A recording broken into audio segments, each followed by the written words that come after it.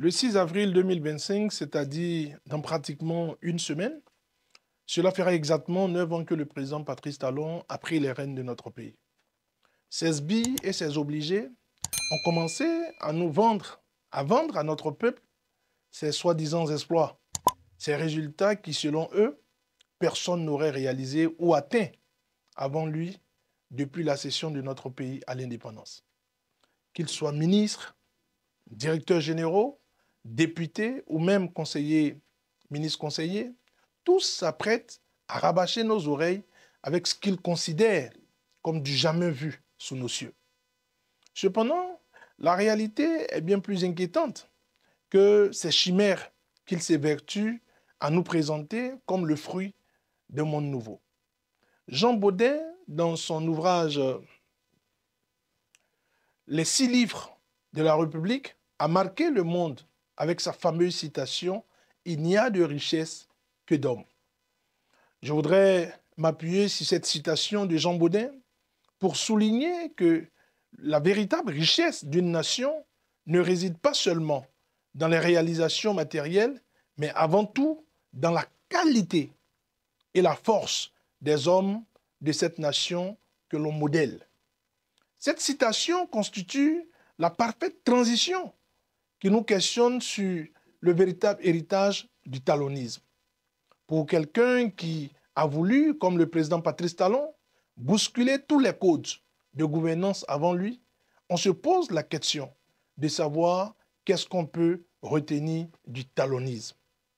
Car pour quelqu'un qui a voulu marquer son pays profondément afin de le mettre résolument sur le chemin du développement, il devrait savoir qu'il fallait travailler à modeler et à inspirer le Béninois nouveau, qui non seulement perpétuerait l'œuvre de développement, mais impacterait le monde autour de nous.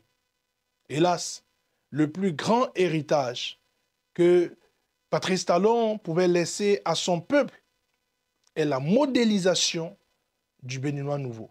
Cela passerait naturellement par une éducation de qualité.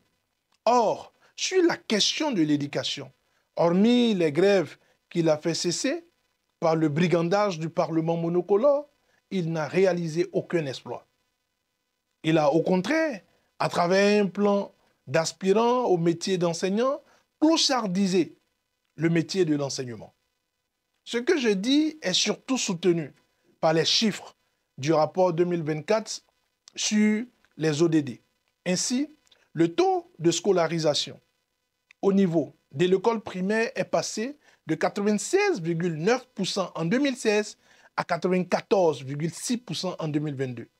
Le taux d'achèvement de l'éducation primaire est passé de 81,1% en 2015 à 73,5% en 2021. Et enfin, le taux d'achèvement du secondaire est passé de 45,1% en 2015 à 36,8% en 2021. Au niveau de l'enseignement supérieur, c'est plutôt la catastrophe. C'est ça, la triste réalité des 9 années de gouvernance. C'est cela le piètre héritage de la rupture. Et croyez-moi, ce n'est pas tout.